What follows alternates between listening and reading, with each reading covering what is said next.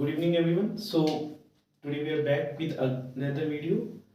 Today's video will be quite different that because there were a lot of questions from students.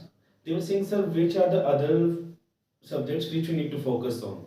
Okay, like for example, a math student or a PCM student will face difficulty while studying GS. He can cope up with his subjects, physics, chemistry, math, but he won't be able to, or he might face difficulty while reading these,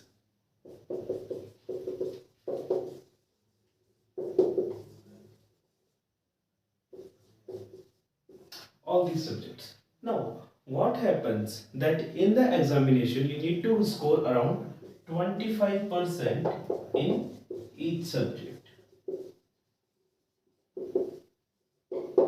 Okay, that means if there are 4 questions, you need to get 1 question right. Okay, now, so in today's video, we will see and we will also solve, we will see into a few topics from various subjects.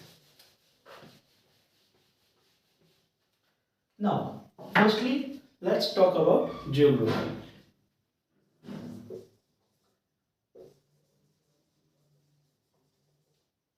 Now, you will see the question paper, or when you will solve the previous year question paper, which are the must thing to do, you will see that a lot of questions are asked from Indian map. If you revise your map thoroughly, you would be able to solve around 5 to 6 questions in the examination. Okay, now which are the areas from where this question comes? Now pay attention carefully.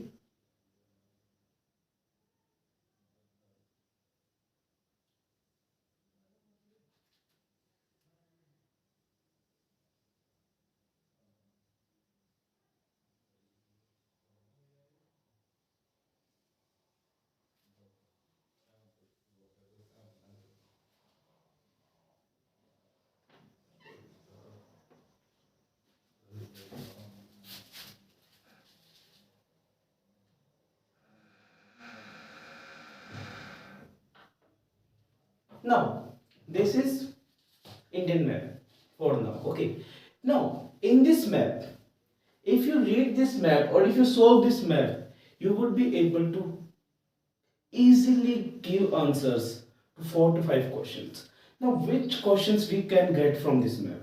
Okay, now questions will be like, see, there are certain channels, there are certain channels of water which are passing. Okay, now there is Andaman and Nicobar Islands. Now questions will be like, which channel separates Andaman from Nicobar? Okay, then the answer will be 10-degree channel. Okay, similarly, which channel separates Lakshadweep from Maldives? 8-degree channel. So such kind of questions. Another question will be based on chronology. Now what is the meaning of chronology? Chronology means that the answer should be, there will be 4 options. 1, 2, 3, 4. And these all 4 options will be mismatched. Like 4 will be given somewhere and 2 will be given somewhere. Okay. Now you need to arrange these. Now for example, if I write here Western Ghat, second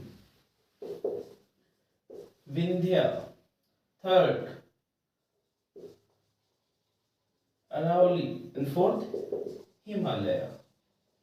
Now you need to arrange these in what we will ask, in either north to south or south to north or west to east. Such kind of questions will be there. Now if we try from north to south, so सबसे पहले first will be Himalaya, then will be Aravallis, then Vindhya, and last will be Western Ghats. So these all can be solved through map only. Now let's take a look. In today's class, geography class, we will be looking at 3 things. First we will see major rivers. Second we will look at mountain ranges. And third we will look at physiographic division. Okay, we will looking at these three things. Okay, now first let's come to physiographic division. Now, Indian physiography is divided into 6 parts. Okay, our first part will be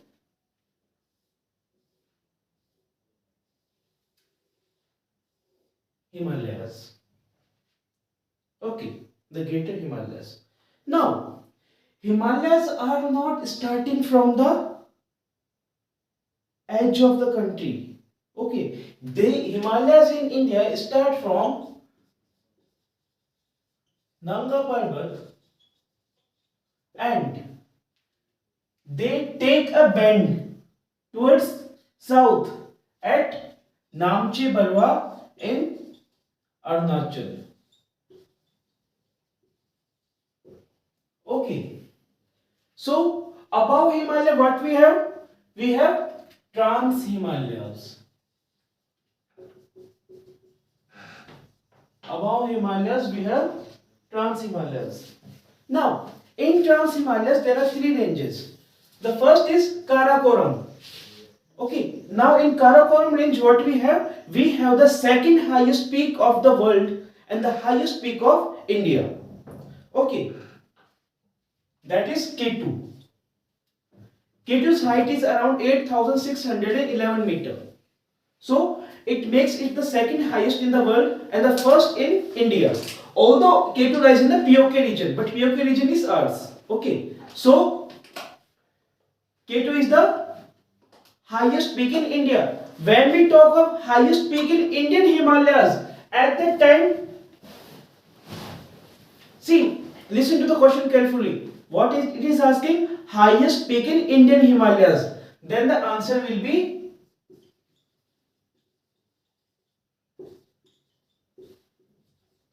Kanchenjunga. Okay.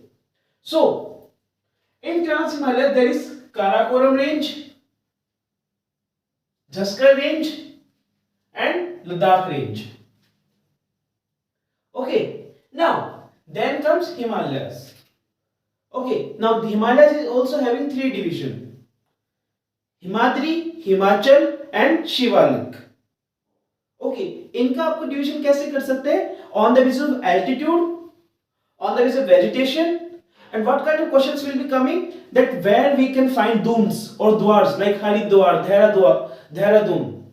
ये हमें कहाँ मिलेंगे? कौन सी range में हमको मिलते हैं? ठीक है. For that purpose, you need to know that we will be finding these between Himachal and Shivalik. Dune is like depression. Okay. Dune is like depression. Now, the first physiographic division are Himalayas. Okay. In Himalayas, you need to learn about 3 divisions: Himadri, Himachal and Shivalik. They are divided on the basis of their altitude, their forest type, and what kind of tribes or what kind of where we can best habitats are found out there. Second comes our northern plains. Now northern plains start from the state of Punjab and extend till Bengal. Okay, now northern plains were built by sediments from great rivers. Great rivers like Ganga, Yamuna and lots of other rivers flowing from Nepal to India. Kosi, Gandak, Ghaggar, Tista, all these rivers. So what these rivers do? These rivers are coming from the Himalayas, and when a river comes down from the mountains, it carries sediments with it. Okay, now these sediments, while coming down, what if, while coming down from the mountains, the river reaches into its mature phase, and when the river reaches in the mature phase, it starts expanding, and जितनी चौड़ी नदी होती जाएगी उतना ही वो अपने साइडों में क्या डंप करती जाएगी, सेडिमेंट, एंड उन्हीं सेडिमेंट से आपके क्या बने हैं, नॉर्दर्न प्लेन्स. ठीक है. Now a few points about northern plains. So it is the most fertile.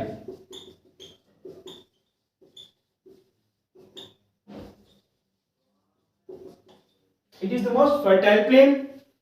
It is made up of old and new alluvial soil, जिसको हम बांगर एंड खादर बोलते हैं. ठीक है. And most of the population density, that means what is density, that people living in per square kilometer, the highest population density is of Uttar Pradesh. Why? Because from Uttar Pradesh lots of rivers are flowing, and जहां से नदी बहेगी वहां पे क्या होगी, खेती ज्यादा होगी, और जितनी ज्यादा खेती होगी उतना ज्यादा लोगों के पास खाने को होगा और रोजगार होगा, और जहां पे ज्यादा रोजगार होगा वहां पर ही आपको लोगों की जनसंख्या ज्यादा मिलेगी. इसलिए जो highest population density is in UP and then other is in Kerala. Okay, density wise Kerala is the highest, but if we look at the size of population and people living over there, then comes Uttar Pradesh. Okay, now our third physiographic division will be Western Ghats. Okay, now Western Ghats is like a boundary or a wall closer to the Arabian Sea. This is Arabian Sea. So what happened when India parted away, or when India got separated from the Pangaea or the supercontinent? So what was Pangaea? So Pangaea was when the earth was formed. It was a huge landmass, single landmass, that was called Pangaea, and it was surrounded by ocean, great ocean, that was Panthalassa. Okay, now when India got separated from the Pangaea, lava started building up. Okay, and this lava formed the Western Ghats. That's why you will find huge mineral resources. Even the movie KGF, Kolar Goldfields, KGF is full form आएगी क्या है, Kolar Goldfield. So Kolar Goldfields are located in Karnataka in the Western Ghats. Now Western Ghats, now what happens, Western Ghats receive a huge amount of rainfall. Why? Because the height of Western Ghat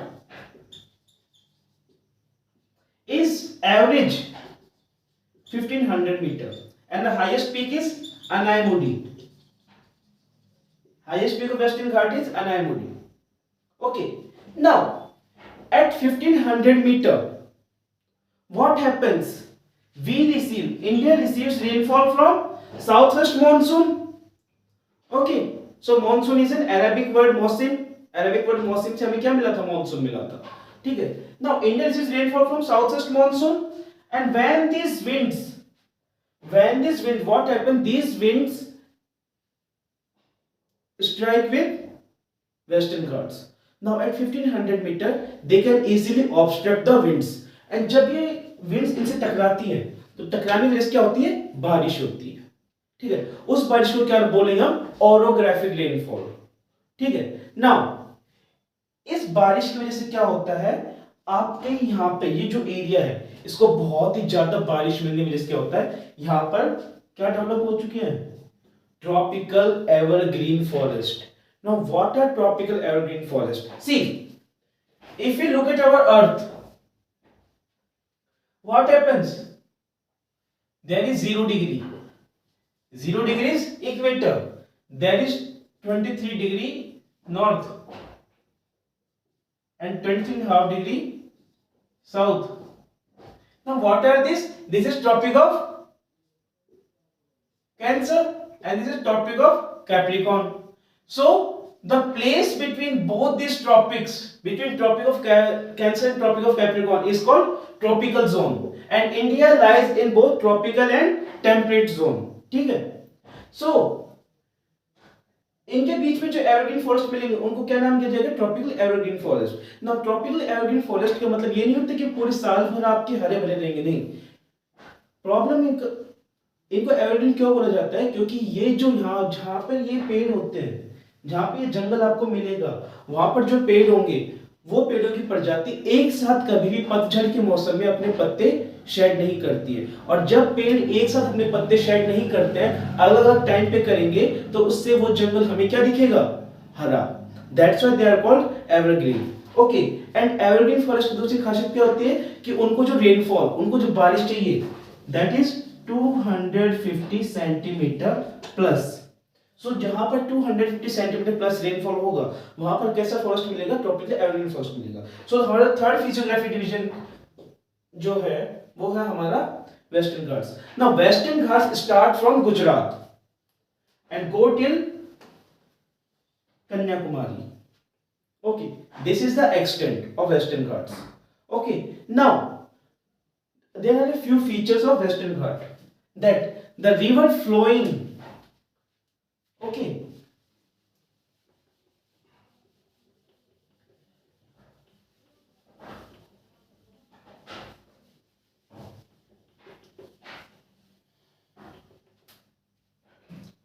the rivers flowing through Western Ghat or from east to west will not make delta. वो कभी भी delta नहीं बनाएंगी, वो अपने कभी भी अपने आपको बहुत सारे डिस्ट्रीब्यूशन में नहीं बांट सकती। वो हमेशा क्या बनाती है? Estuaries. What are estuaries? That the river will open its mouth in the sea itself. ठीक है, वो सीधा आकर के किससे मिल जाएगी? सागर मिल जाएगी। कारण क्या है कि वो सीधा सागर मिल जाती? क्यों? मैंने आपको बताया था, वेस्टर्न घाट किससे मिलकर बने हुए? लावा के पत्थरों से। ठीक है, एंड लावा का जो पत्थर होता है वो बहुत हार्ड होता है, और ये बिल्कुल जो वेस्टर्न घाट है आपके, ये बिल्कुल कोस्ट के ऊपर है। ठीक है, और बिल्कुल कोस्ट के ऊपर होने से क्या होता है, नदी को इतना स्पेस मिल ही नहीं पाता है कि वो अपने आप को अलग अलग दिशाओं में बांट सके और डेल्टा बना सके। ठीक है, सो और अगर हम एग्जाम्पल देखें तो एग्जाम्पल जो सबसे बड़ा एग्जाम्पल है ऐसी रिवर का, दैट इज नर्मदा। ठीक है, नर्मदा नदी जो है आपके छत्तीसगढ़ एमपी बॉर्डर पे अचानकमल नाम की जगह, अचानकमल अमरकंटक नाम की जगह है, वहां से उसका क्या होता है? राइज होता है। ठीक है, और it is the birth place of that river. वहां से वो विंध्या और सतपुरा, इन दो रेंजेस के बीच में से, इन दो रेंजेस के बीच में रिफ्ट वैली क्रिएट करती है, और उस रिफ्ट वैली के बीच से ये फ्लो करेगी, और फ्लो करती हुई वो आपको किस में मिल जाएगी? अरेबियन सी में। ठीक है, सो वेस्टर्न घाट्स में आपको बहुत सारे हिल स्टेशंस मिल जाएंगे, जिनमें से जो मेन है आपके Nashik,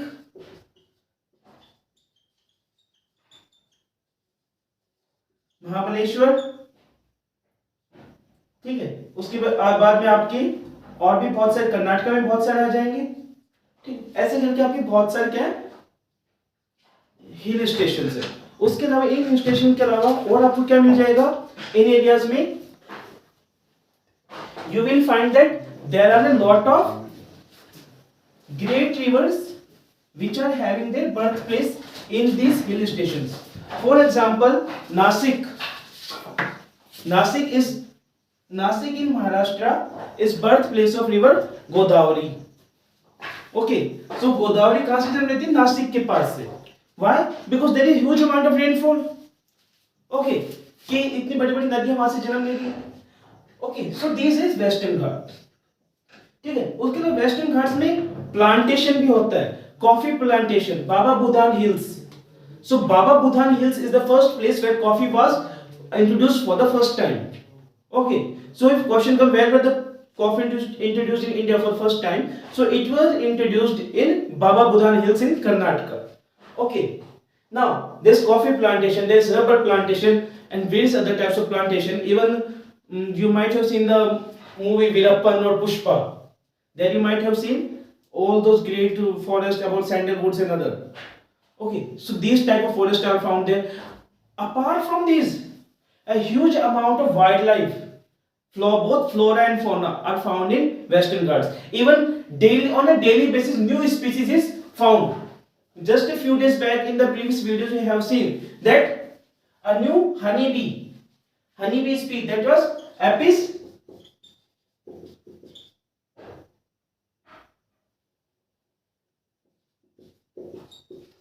gyojedion was found. Okay, so Western Ghats are flourishing areas.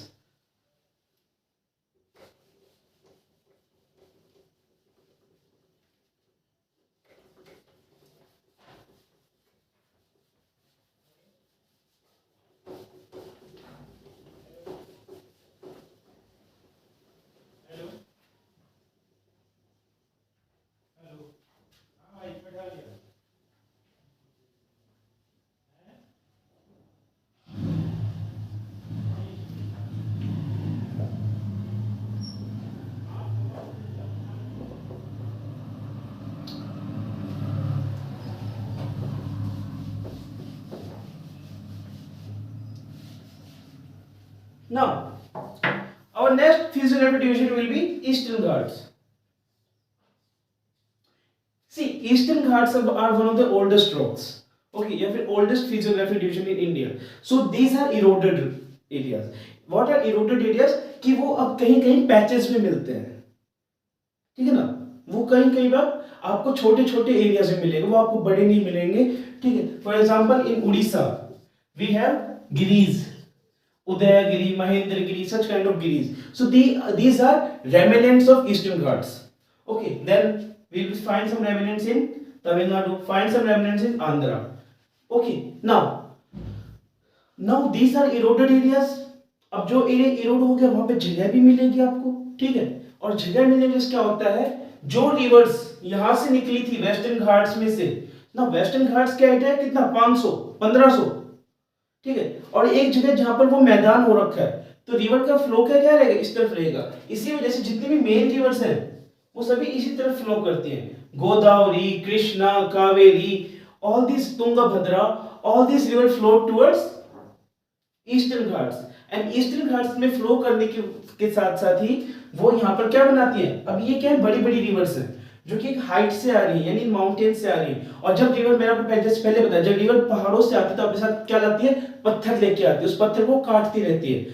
और जैसे ही वो मैदान में पहुंचेगी तो मैदान में पहुंचने के बाद रिवर जो होती है वो चौड़ी हो जाती है. चौड़ी होने के साथ साथ में उनका जो सेडिमेंट्स होता है वो उसको क्या करती है, डिपॉजिट करती रहती है. और जहां पर सेडिमेंट डिपॉजिट होगा, ठीक है ना, वहां पर ही रिवर क्या करेगी, डेल्टास बनाने लग जाएगी. So in Eastern Ghats what you will find, delta region. Okay, and another type of vegetation you will find is mangroves. Okay, so another type of division in India which you see is islands. Now India has two group of islands. First is Andaman Nicobar, second is Lakshadweep. Here, now both these type group of islands are not similar, ठीक है. Lakshadweep islands are part of north east Himalayas. जो यहां पे नामची पर्वत से जिस हिमालय से band लिया, किसकी तरफ, टुवर्ड्स नॉर्थ ईस्ट और टुवर्ड्स डाउनवर्ड टुवर्ड्स साउथ. इस बैंड का एक्सटेंशन है ये, इसी माउंटेन रेंज का एक्सटेंशन है ये. Okay, now in Andaman Nicobar island what you will find, see Andaman Nicobar islands have always in news. Why, due to कि वहां पर काले पानी सजा होती थी. That is the central jail over there, ठीक है, जहां से वीर सावरकर क्या हुए थे, भागे थे, मतलब जेल में से वो निकल के आए थे, ठीक है. वो पूरा इन्होंने बे ऑफ बंगाल को क्रॉस किया था, ठीक है. सो और वहां पर अभी हाल ही में जो हमारे परमवीर चक्र अवार्डीज थे उनके नाम पे काफी आइलैंड्स को भी नाम किया गया है. उसके अलावा सुभाष चंद्र बोस जी की वजह से भी ये जो आइलैंड्स है अंडमान निकोबार आइलैंड बहुत न्यूज में रहते हैं, क्योंकि आजाद हिंद फौज का एक बहुत अहम रोल था यहाँ पे, ठीक है. उसके अलावा what you will find over here कि इंडिया का जो एकलौता वॉल्केनिक आइलैंड है that is the Barren island.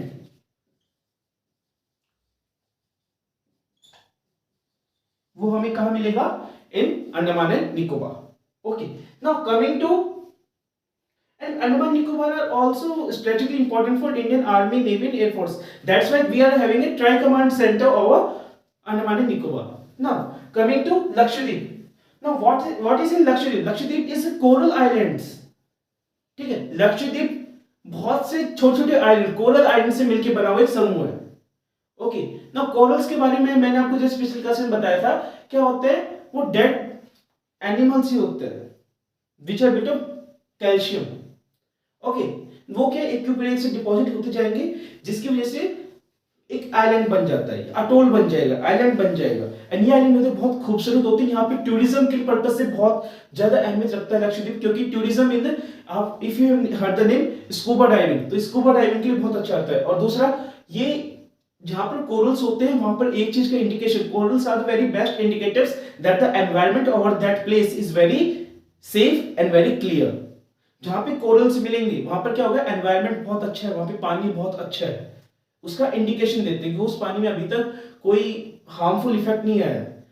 ठीक है, जैसे मैंने आपको करंट अफेयर्स क्लास में बताया था that UN panel has decided to bring the Great Barrier Reefs into world heritage site. Why? क्योंकि वहां के जो कोरल्स है वो ब्लीचिंग की वजह से, न्यूट्रिशंस की वजह से ज्यादा न्यूट्रिएंट जो कि रन ऑफ और सरफेस रन ऑफ की वजह से ज्यादा न्यूट्रिएंट्स जो आ चुके हैं वो उनको हैंडल नहीं कर पा रहे, और वहां की जो ओशन है वो एसिडिक होता जा रहा है. एंड एसिडिफिकेशन की वजह से क्या हो रहा है, वो कोरल्स मर रहे हैं. तो उन्हीं को बचाने के लिए उसको डब्ल्यूएचएस में डाला जाए. नाउ हमारे आइलैंड ग्रुप्स हो गए. ठीक है, उसके बाद में हमारा आता है the Deccan प्लेटू. Now, Deccan Plateau is completely built of lava soil or lava rocks, igneous rocks, old igneous rocks, for to be precise. Now, Deccan Plateau जो इंडिया का है, that is called the mineral house of India. Mineral house. Why? Because लावा जो आपके लावा rocks होते हैं, igneous rocks होते हैं, वो आपके अर्थ के नीचे से निकलते हैं. That means they are coming from the core. Core से जो कोई सामान आ रहा है, तो कोर में क्या है, कोर हमारा जो है वो बहुत ही ज्यादा क्या है, उसमें आपको बहुत ज्यादा वो मिलेगा, क्या कहते हैं, रिसोर्सेज मिलेंगे. ठीक है ना, बहुत ज्यादा रिसोर्सफुल होता है, बहुत प्रकार के मिनरल्स होते हैं, बहुत प्रकार के उसमें आपको मेटल्स, नॉन मेटल्स थिंग्स मिलती हैं. सो पूरा पूरा उससे मिलके बना हुआ है. उससे मिलने की वजह से क्या होता है, यहाँ पर आपको जो छोटा नागपुर प्लेटू हुआ, सिंहभूम जो जगह है झारखंड के अंदर, they are rich in minerals. ठीक है, इसलिए इसको मिनरल बेल्ट या मिनरल हाउस बोला जाता है इंडिया का.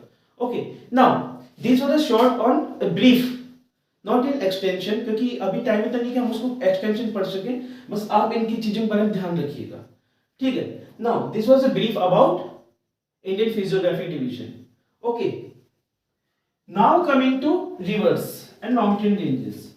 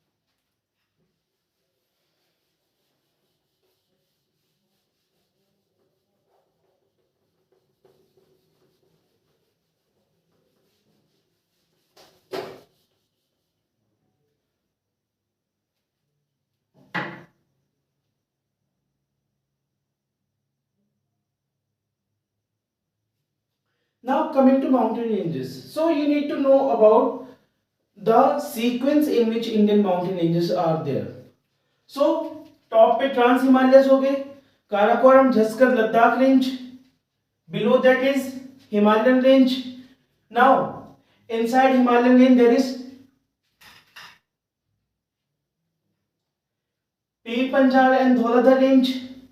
Okay, here is Pir Panjal and here is Dhauladhar.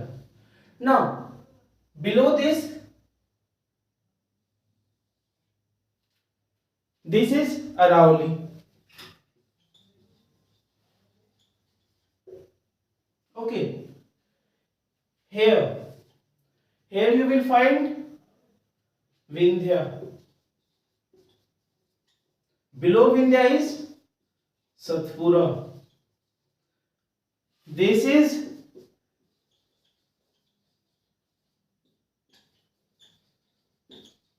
Western Ghats.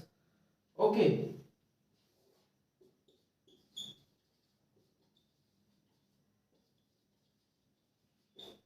Eastern Ghats. Here in West Bengal, Rajmahal Hills. At the border of West Bengal and Bihar, Rajmahal Hills. Here in Meghalaya, three hills are over there. Garo, Khasi, Jaintia. This is northeast Himalayas. Okay, and in Arunachal there are five hills which are on the name of the tribes over there. There are Mishmi, Miri, Abod, and I can't remember the name of two, which I will tell you tomorrow. Okay, so this is the major hill areas of India. Now there are certain other also, like here is Cardamom Hills or Kerala and Karnataka, then Augusta Malaya. Okay, so these are certain small area, small remnants of the major mountain range, but these are the major mountain ranges in India, okay, or the major division of these ranges. So you need to know their extension from north to south and from east to west. Whatever the question comes, so आपको इनके बारे में पता होना चाहिए सबसे पहले कौन सा आया, ठीक है.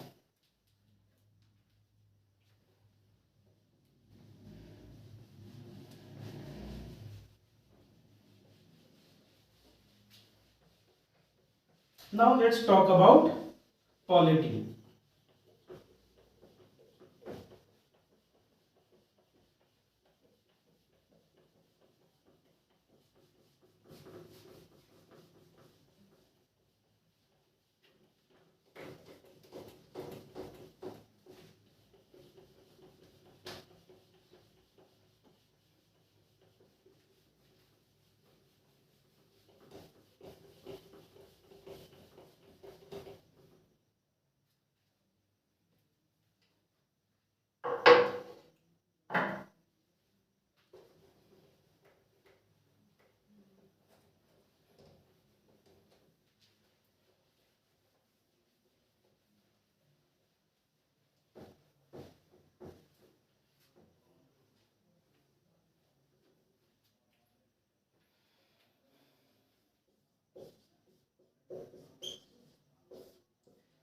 So the major part of the question, so the major questions in polity come from a few chapters. Okay, so first will be preamble. Preamble आप सबको पता होगा that it is the first page of Indian Constitution, जो कि एक प्रकार summary है हमारा कॉन्स्टिट्यूशन, ठीक है, कि हमारा कॉन्स्टिट्यूशन हमें क्या क्या देगा या क्या क्या उसमें लिखा गया है उसके बारे में बताता है, ठीक है. सेकंड,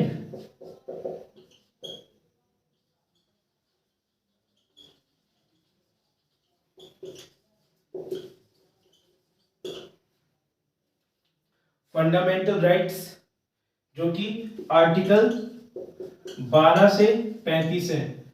बट जो हमारे 6 फंडामेंटल राइट्स हैं वो तो लाई करते हैं between article 14 starting from right to equality से लेकर के article 32 that is right to constitutional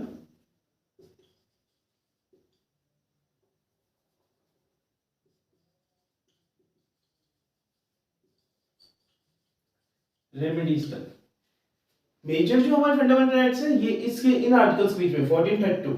but article 12 से क्या है, आर्टिकल 12 हमें क्या बताता है, इट डिफाइंस स्टेट या फिर एक नेशन क्या होगा। So a state will consist of executive, legislature, union state, ठीक है, पंचायती राज, ये सब। इसके अलावा कोई भी और इंस्टीट्यूशन या ऑर्गेनाइजेशन, बीट प्राइवेट और गवर्नमेंट, जो गवर्नमेंट के लिए काम करे, वो किसका पार्ट होगा, स्टेट का।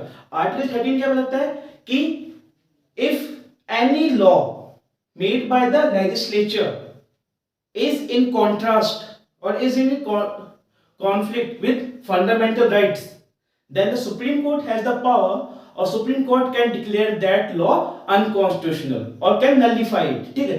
तो वो इनके बारे में बताता है कि किसी भी कानून जो कि हमारे मौलिक अधिकारों के विरुद्ध जाएगा, ठीक है, या फिर हमारे मौलिक अधिकारों को किसी प्रकार से हनन करता है, तो सरकार उसको क्या कर सकती, हमारा जो सर्वोच्च न्यायालय है वो क्या कर सकता है, उसको नलीफाई या वॉइड या उसको गैर ठहरा सकता है। ओके, नाउ हमारे फंडामेंटल राइट्स हो गए।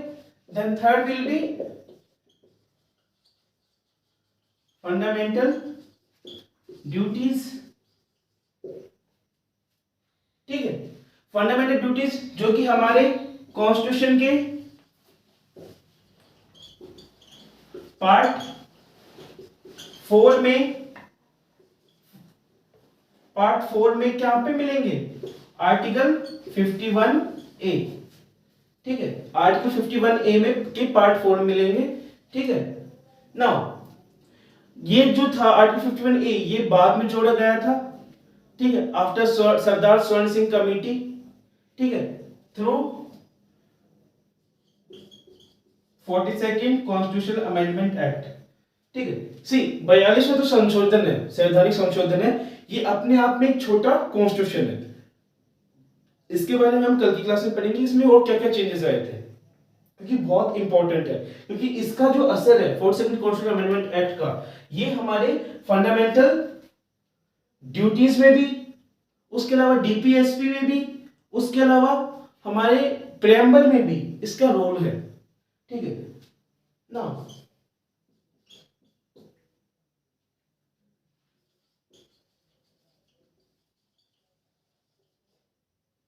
Fourth is Parliament. From Article 79 to mainly 117, क्योंकि 117 किसके बारे में, it defines about the financial bills, ठीक है। फाइनेंशियल बिल के बारे में पढ़ना जरूरी क्यों है, बिकॉज एज पर आर्टिकल 110, ठीक है, there is a distinction between financial bill and money bill. Every money bill is a financial bill, but every financial bill is not a money bill. कौन डिक्लेयर कर सकता है किसी भी financial bill को money bill? Only the speaker of the Lok Sabha has the power to declare any money bill, any financial bill as money bill, ठीक है। तो उसके बारे में हम विस्तार से पढ़ेंगे। सबसे पहले आज हम पढ़ेंगे प्रेम्बल के बारे में, ठीक है। सो प्रेम्बल बारे में पढ़ने से पहले मैं आप लोगों को बता दूं कि ये जो 4 पार्ट है, 1 2 3 4 एंड 5वां अगर हम लगाएं DPSP, directive principles of state policy, ठीक है, आर्टिकल 36 टू 51, ठीक है। ये सब क्या है, ये मेन है कि हमें पॉलिटी में क्या क्या पढ़ना है, ठीक है, क्योंकि इनसे बाहर क्वेश्चन आएंगे, आ भी सकते हैं, लेकिन इनसे तो जरूर आएंगे, ठीक है। और अभी चूंकि एग्जामिनेशन पैटर्न में थोड़ा चेंजेस आए हैं, तो इस वजह से क्या हो रहा है, अब पहले तरह नहीं है कि आपके ये किस में था, वो किस में था, ये वाला अब सर मौलिक अधिकार क्या बोलता है, ठीक है। आपको कि उसको थोड़ी बहुत जानकारी होनी चाहिए कि वो हमें किससे मिला था, किसने दिया था, कहां से हमने लिया था, ठीक है ना। कब पैसा से पहले आते हैं हम प्रेम्बल पे।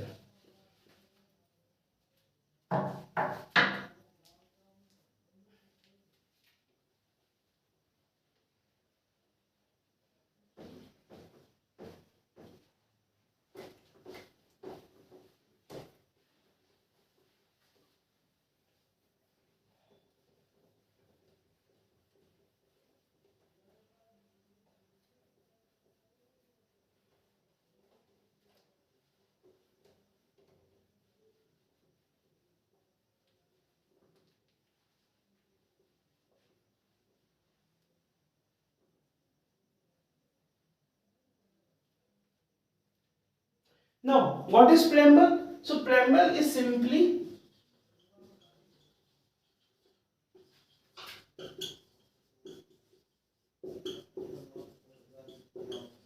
summary of the constitution.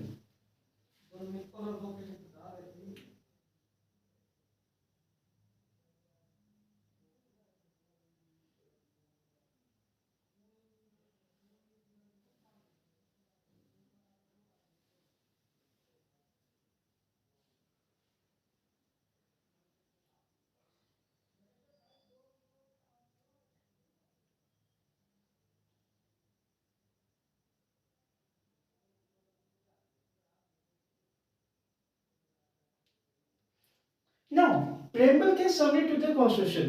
preamble हमें क्या क्या बताता है? पहला,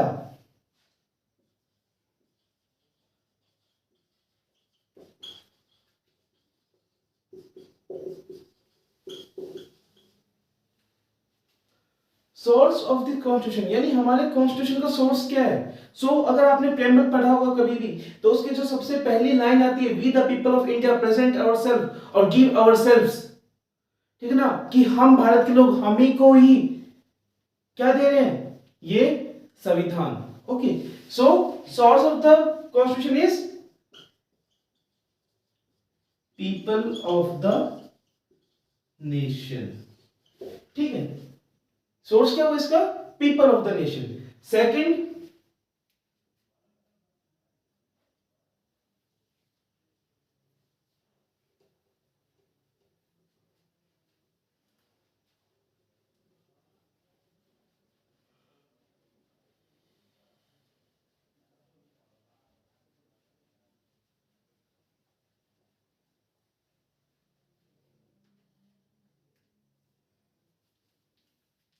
ना नेचर कैसा है इसका? ना नेचर जैसे कि आपका नेचर स्वीट है, काइंड है, कैसा है? ओबीडियंट है। नेचर आपका कैसा है? ठीक है। सो नेचर कैसा है हमारा? सॉवरेन, कि हम आजाद हैं। सेक्युलर, हम धर्मनिरपेक्ष हैं। These are all the what nature, this define what is defining preamble, what is telling us what is nature of our constitution, कि हमारा कॉन्स्टिट्यूशन क्या है। उसके बाद नेचर के बाद में आएगा objective. Now, what is meaning of objective? That your objective is to clear the examination and get a respectable job. ठीक है। ऑब्जेक्टिव क्या होता है? जो हमने अपना सपना संजो रखा है। तो भारत ने क्या सपना संजोया है, या फिर हमारे संविधान ने हमारे लिए क्या सपना संजो के रखा था कि हम कैसे बने? हमारे पास क्या हो? जस्टिस हो, हमारे पास क्या हो? लिबर्टी हो, ठीक है, हमारे पास क्या हो? डेमोक्रेटिक राइट्स हो, ठीक है। So all this were the objectives of the preamble, and preamble किसके बारे में बता रहा है? हमारे कॉन्स्टिट्यूशन के बारे में।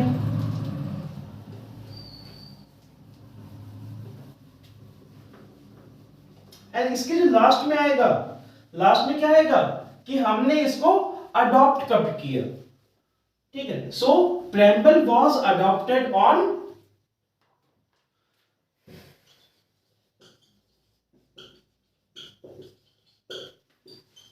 26 नवंबर 1949, ठीक है, यानी 26 नवंबर 1949 को हमारा संविधान बनकर के तैयार हो गया था। नाउ क्वेश्चन कम्स कि जब हमारा संविधान 26 नवंबर 1949 को बनकर तैयार हो गया था, तो हम 26 जनवरी 1950 को पहला गणतंत्र दिवस और रिपब्लिक डे क्यों सेलिब्रेट करते हैं, या फिर कॉन्स्टिट्यूशन इंप्लीमेंटेशन डे क्यों सेलिब्रेट करते हैं? उसके पीछे की भी अलग स्टोरी है कि हम 1930 में, यानी इससे 20 साल पहले 26 जनवरी 1930 को पंडित जवाहरलाल नेहरू ने पूर्ण स्वराज की मांग की थी, और सरयू रावी नदी के किनारे झंडा लहराया था, तिरंगा लहराया था पहली बार, और हमारा पहला इंडिपेंडेंस डे उस दिन मना था। उसके पीछे की एक अलग स्टोरी, वो हम किसी और क्लास में कवर करेंगे, कि वो भी बहुत जबरदस्त कहानी थी, ठीक है। Now, is India the only country to have a preamble? No. America के जो मेजर कंट्रीज हैं उनके कॉन्स्टिट्यूशन preamble आपको मिलेगा। Now what you need to know in the preamble, ठीक है, प्रेम्बल में जो याद करने लायक बात है, पहले तो हमारे प्रेम्बल का नेचर कैसा है, दूसरा जो 42nd अमेंडमेंट एक्ट है, 42nd कॉन्स्टिट्यूशन अमेंडमेंट एक्ट है, इसमें 3 नए शब्द जोड़े गए थे हमारे प्रेम्बल में। ठीक है, 42nd constitution amendment act 1976 Indira Gandhi ने जब भारत में आपातकाल लगाया था, ठीक है, तो उस समय उन्होंने 3 नए शब्द हमारे कॉन्स्टिट्यूशन के जो प्रेम्बल है उसके अंदर ऐड किए थे, एंड दोस 3 वर्ड्स वर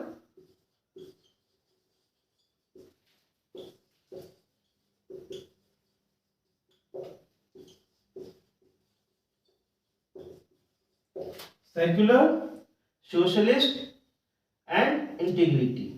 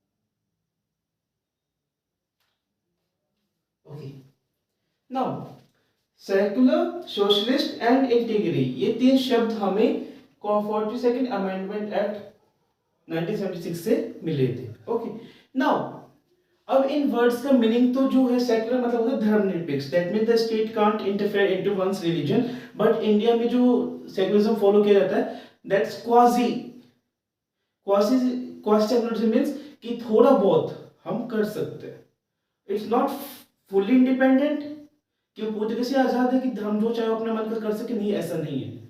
ऐसा भी नहीं कि पूरा पूरा एक देश उस पर अपना सब कुछ थोप रहा है, ऐसा भी नहीं है। ठीक है, जहां पे आप गलती करोगे, जहां पे कुछ भी ऐसा करोगे जो कॉन्स्टिट्यूशन के अगेंस्ट में जाएगा, ठीक है, जैसे आप जबरदस्ती किसी का धर्म परिवर्तन करो तो that's against constitution, because constitution का जो हमारे अनुच्छेद 25 से लेकर 28 तक है, इनमें क्या है that one has the right to follow his और हर रिलीजन, कोई भी अपना धर्म मान सकता है, ठीक है, अपना मन का धर्म चाहे तो अपना सकता है, मान सकता है, तो आप जबरदस्ती उसको कन्वर्ट नहीं कर सकते। तो ऐसे में क्या होता है, सरकार कभी कभी हस्तक्षेप कर देती है। Socialist, that you need to work for the people. Integrity means that you need to be organized, you need to live in brotherhood, you need to know the nation. Okay. इसके अलावा हमें प्रेम्बल में और क्या क्या पढ़ना चाहिए? इसके अलावा हमें प्रेम्बल में पढ़ना चाहिए कि 2-3 बहुत फेमस केस हुए थे। First was Berubari versus union. ठीक है, तो बेरुबारी जो केस था,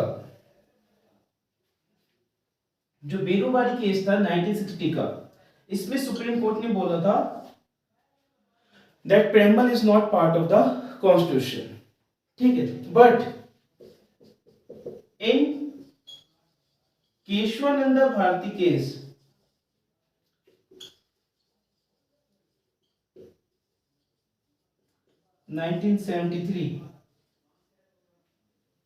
सुप्रीम कोर्ट ने क्या बोला? सुप्रीम कोर्ट ने बोला that the preamble is an integral part of the Indian constitution and you need to, or it is the part of the Indian constitution and it is also part of basic structure of the Indian constitution. That means आप कुछ भी change कीजिए लेकिन आप किसको change नहीं कर सकते? बेसिक स्ट्रक्चर को। बट लेकिन चेंज तो किया गया, ठीक है। The preamble was amended only once in lifetime and that was on 1976. Okay, that was in 1976. So 1976 में एक बार ही प्रेम्बल को अमेंड किया गया है, जब हमने ये 3 वर्ड्स जोड़े थे, सेक्युलर, सोशलिस्ट एंड इंटीग्रिटी, इन 3 शब्दों का को जोड़ा गया था किसके अंदर? प्रेम्बल के अंदर। ठीक है, so it has been amended only once.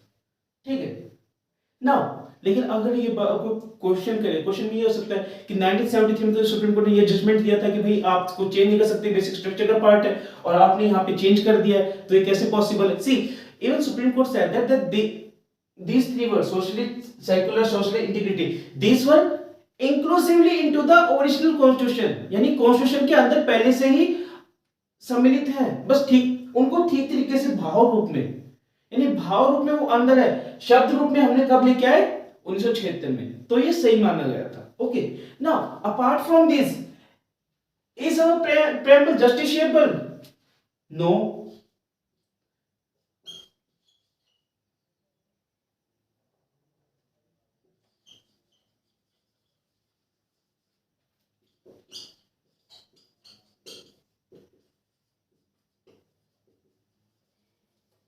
The preamble is non justiciable, that means कि इसके अगर मान लो कल को आपको कोई हनन होता है या फिर कल को आपसे कुछ बुरा होता है और आप बोलोगे सर प्रेम्बल में तो ये सब लिखा हुआ था, लेकिन हम तो कोर्ट जाएंगे, नहीं आप कोर्ट नहीं जा सकते, ठीक है, वो नॉन जस्टिसेबल है। आप सिर्फ क्या कर सकते हैं, प्रेम्बल क्या कर रहा है? कॉन्स्टिट्यूशन के बारे में बता रहा है, ठीक है, आप इसको लेकर कोर्ट में नहीं जा सकते हो। ओके, नाउ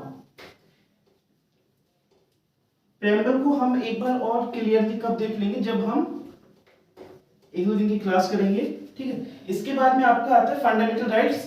तो फंडामेंटल राइट्स के अंदर आपको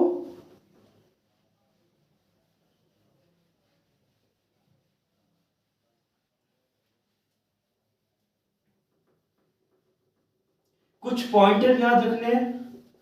पॉइंटर्स क्या हैं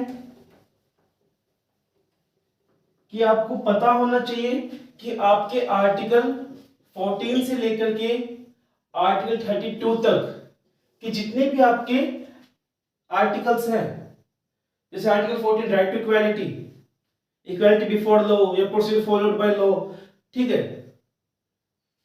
ये सब याद होने चाहिए। आर्टिकल 40 से लेकर 32, इनका मतलब कि हेडिंग आपको मेन चीज याद होनी चाहिए, ठीक है। उसके बाद जैसे आर्टिकल 32 के अंदर आपकी 4 रीट हैं, ठीक है, क्यो वारंटो, उसके बाद में मैंडामस, उसके बाद में प्रोहिबिशन, उसके बाद में सर्श्योररी, ठीक है ना, और क्यो वारंटो, मैंडामस, प्रोहिबिशन, सर्श्योररी,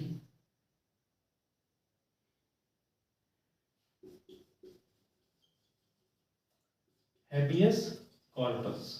सो ये 5 जो आपके रेट्स हैं इनके बारे में पता होना चाहिए कि रेट्स क्या क्या होती है, इनका एक्सप्लेन करेंगे आने वाली क्लासेस में, ठीक है, इनको ठीक तरीके से एक्सप्लेन किया जाए। लेकिन अभी के लिए आप इतना याद रख लीजिए, ये सभी जो 5 रेट्स हैं यही हमें हमारे मौलिक अधिकार बचाने के लिए क्या करती हैं? बचाने की शक्ति देती है कि हम इन्हीं का यूज करके हम अपने मौलिक अधिकार बचा सकते हैं। उसके बाद में जब इनिशियल जो हमारा कॉन्स्टिट्यूशन बनाया गया था तब हमारे पास 7 फंडामेंटल राइट्स थे,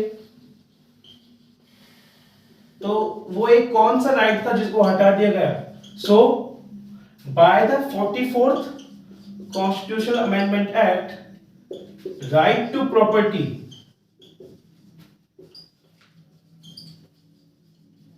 विच वॉज आर्टिकल 31, ठीक है ना, इसको हटा दिया गया था। 44th कॉन्स्टिट्यूशनल अमेंडमेंट एक्ट में राइट टू प्रॉपर्टी आर्टिकल 31 को हटा दिया गया था।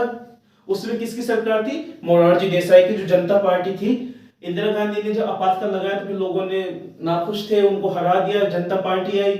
जनता पार्टी आने के बाद में क्या हुआ? मोरारजी देसाई की गवर्नमेंट बनी। हालांकि मोरारजी देसाई की जो गवर्नमेंट थी वो बहुत ही छोटे कार्यकाल के लिए थी, लेकिन उन्होंने क्या किया था? उन्होंने कुछ चेंजेस किए थे, जो इंदिरा गांधी ने कुछ गलतियां की उसको सुधारने की कोशिश की थी by constitutional amendment act 44। Okay, अभी जो हमारे पास राइट टू प्रॉपर्टी है ये हमारे पास सिर्फ और सिर्फ एक क्या बन गया है? लीगल राइट, ठीक है, ये आज के टाइम पे लीगल राइट बन चुका है, ठीक है। उसके बाद में उसके अलावा आपके क्या क्वेश्चन आ सकते हैं? आपके क्वेश्चन आ सकते हैं कि कौन से हमारे मौलिक अधिकार हैं जो हमें सिर्फ और सिर्फ आपातकाल में सब छीन लिए जाते हैं, ठीक है, ऐसे क्वेश्चन आएंगे। और now after fundamental rights will B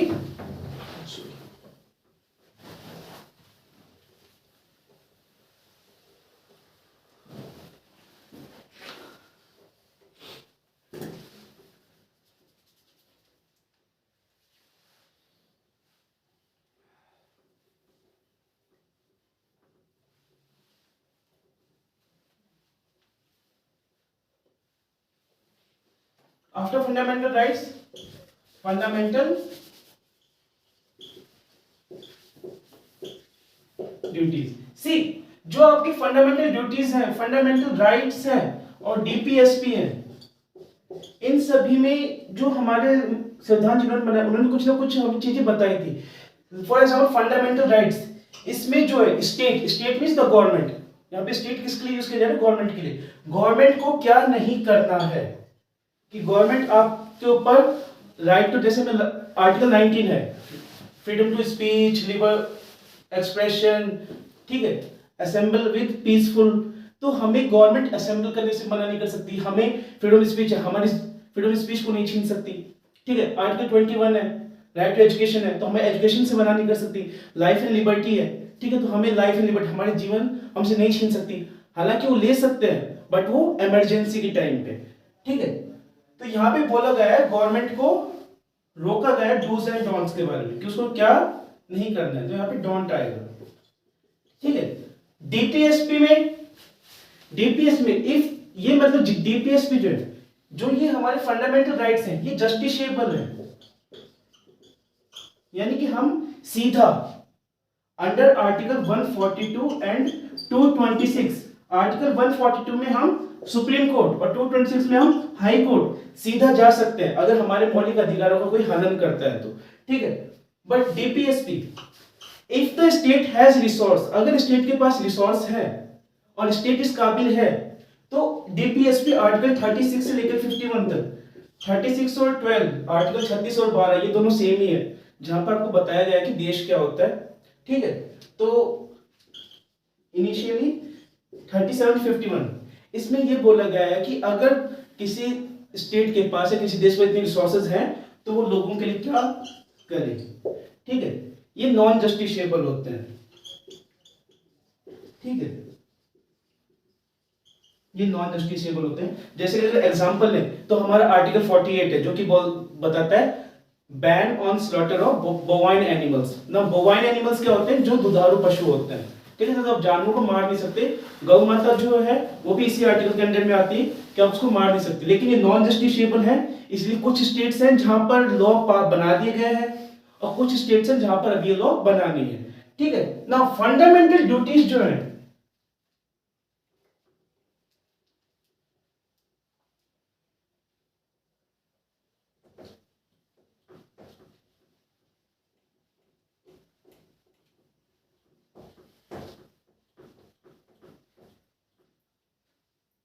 ना फंडामेंटल ड्यूटीज जो है वो अब सारा कुछ सरकार थोड़ी करेगी, कुछ कर्तव्य लोगों के भी होना चाहिए। तो fundamental duties are a few duties followed by the citizen, यानी लोगों को कुछ ड्यूटीज हैं जो करनी चाहिए। अब फंडामेंटल ड्यूटीज में हमें मेन चीजें क्या रखनी है? मेन चीजें हैं कि ये हमें मिली किससे थी? तो ये हमें 42 कॉन्स्टिट्यूशनल अमेंडमेंट एक्ट 1976 यानी इंदिरा गांधी की गवर्नमेंट में हमें ये मिली थी। उसके बाद में कौन सी कमेटी थी जिसने इनको रेकमेंड किया था या फिर किस कमेटी के आधार पर ये बनाई गई थी? सो इट वाज सरदार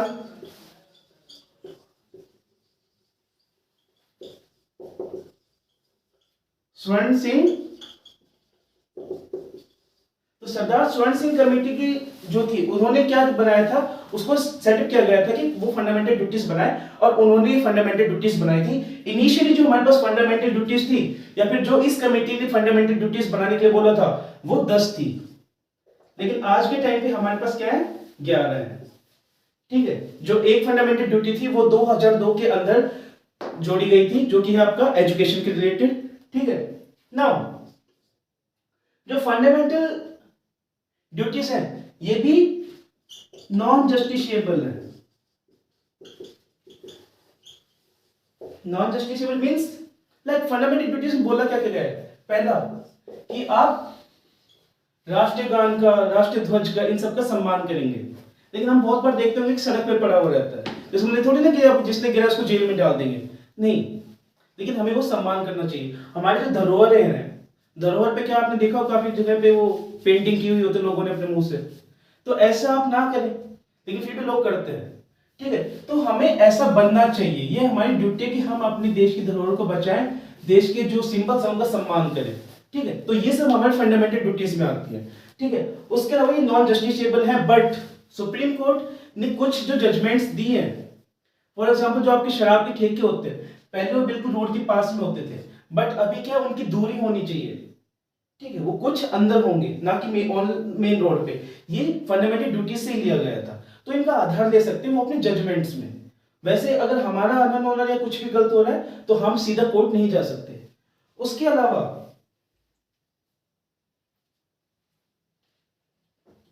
ठीक है, अब इसके लिए जो आपका पार्लियामेंट वाला चैप्टर आएगा,